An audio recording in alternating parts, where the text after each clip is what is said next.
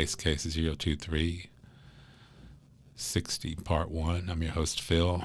60 beats per minute, that's a healthy resting heart rate, according to my doctor. It's exactly a second per minute for you math addicts, right? 60 beats per minute. For you musicologists, right? Largo, broad and slow, that goes up to 60 beats per minute. Adagio, slow and stately, starts at 60 beats per minute. More importantly, it's the tempo you need to practice at, 60 beats per minute. And there's no shame in practicing slowly. It's exactly the opposite. It takes a lot of pride, along with concentration, to practice slowly. Tenor saxophonist Bob Reynolds has a video on practicing slowly. And I'll link it to the YouTube podcast site for this Bass Case episode. And you better believe him. Check out his playing. He's a pretty solid tenor player. I mean, what an understatement. Bob Reynolds, he's solid. The guy's amazing. We just started a new semester at the school I teach at, so I've got a new combo and new jazz ensemble, new students in my bass studio, and I'm teaching them things, and I've got to get them to slow down. Sometimes I have as much luck as slowing them down as I do in stepping in front of one of those Kentucky Derby horses and asking them to stop. It's just, most people and musicians and non-players alike, we gravitate to doing things quickly. It's like we can't help it. We want to get it over with, or something's happening. We want to get, like a friend of mine says, to the part where we're awesome. And maybe we do want to get it over with. Kenny Werner seems to think so. We do it faster so we can get it over with and move on to the next thing. And Kenny has a lot to say about that. Check out my episode on his book, Effortless Mastery. And Kenny thinks, and I totally agree, that we need to slow down and absorb. Robert Persing, he thinks the same, and he writes that much in his Zen and the Art of Motorcycle Maintenance. He said that you need to slow down and, get a feel for everything. 60 is beautiful, too. I mean, that is a good tempo to practice at. Here it is. 3, 4, and 1, and 2, and 3, and 4, and 1E, and a 2E, and a 3, and 4, and a 1, and a 2, and a 3, and a 4. 1, 2, 3, and 4, and it's right there. Try that exercise. It's painstakingly awkward for a lot of people because they're just not used to playing that slow. And if you're not used to practicing a scale or a head or a line that you know already, and you put it at 60, it almost hurts. You'll push the tempo invariably.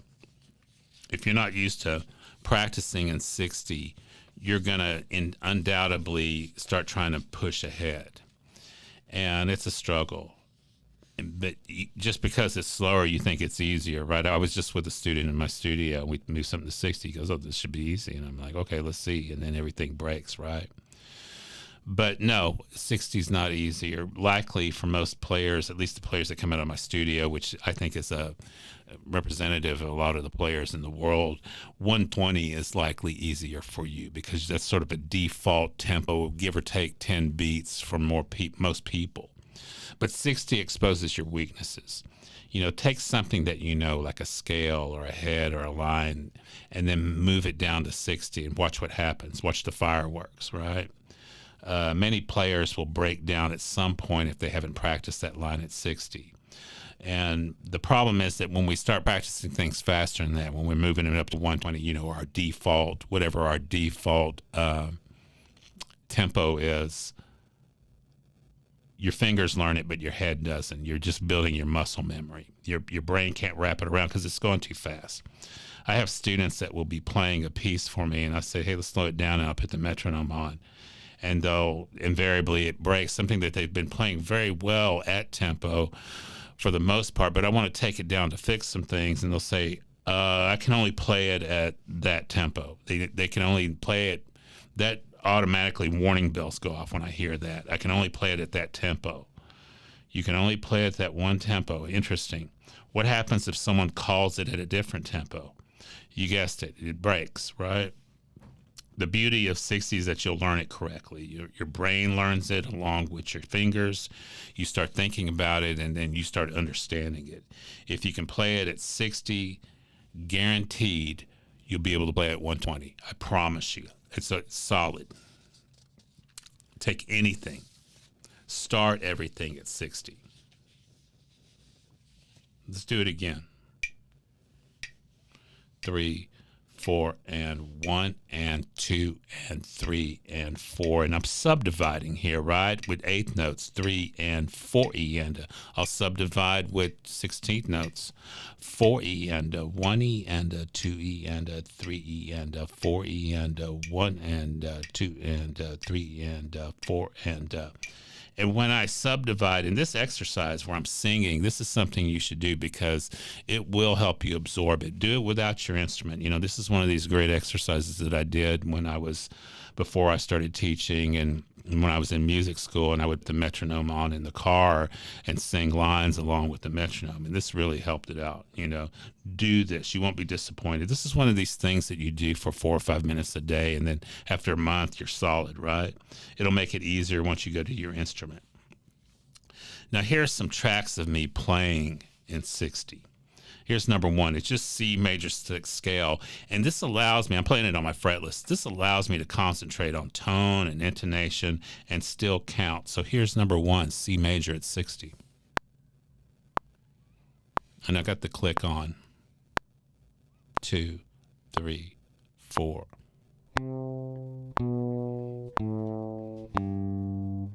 Slow enough I can think about it.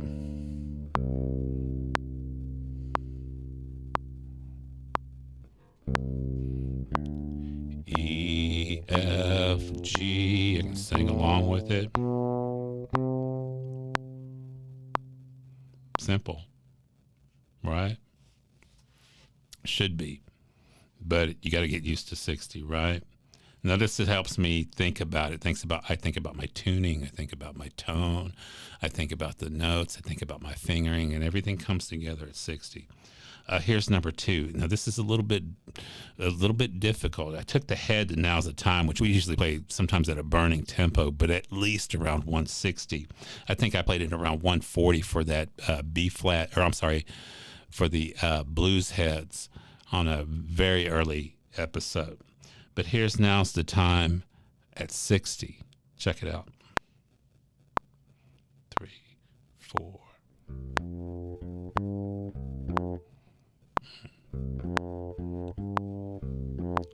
4, 3 and 4 and 1 and 2 and 3, 4.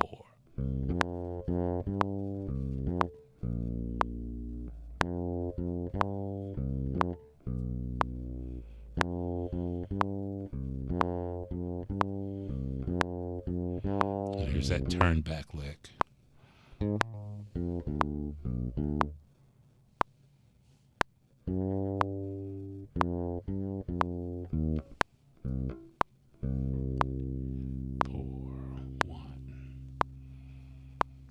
Harder than it looks. And when I came back to that turn back lick, and I did all of these without a lot of warming up, and these were all one take tracks. If you might notice, I started a little too quick to bring in that line, and then I caught myself. It's still, everybody needs to work things out. Here's 3.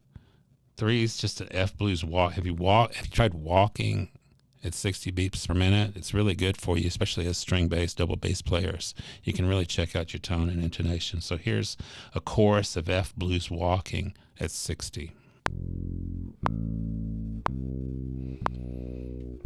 It lets me think about my note selection along with my tone and intonation.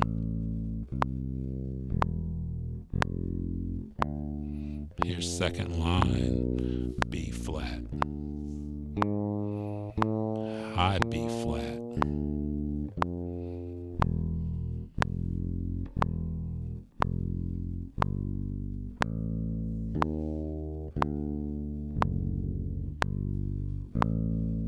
Just walking up. That's one of those 2/5 lines I was doing on an episode previously.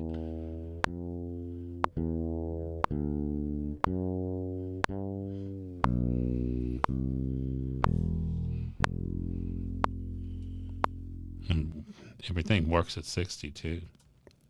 Think about it. You can practice your scales at 60, practice heads at 60, do your walking at 60. Here's a line. Here's the last one. It's a blues lick. It's from, and I'm going to do it through the form.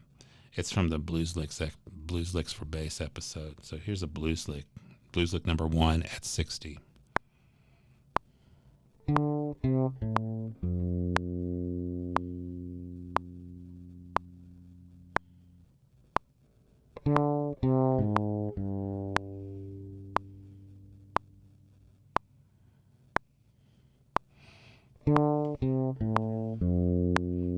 Take your time with it, right? You get everything in there. Your phrasing comes together. You know, you can really think about it. And you're not making anything take longer because you're learning it right. You know, if we don't learn things right, then everything takes longer. Kenny Werner agrees with that. Robert Pirsig does too. And the lines right there, I'm allowing myself to think about it, you know. And muscle memory goes out the window for the most part. Although it's coming in slowly, I'm thinking about it, okay? Now, 60 allows us to take it apart.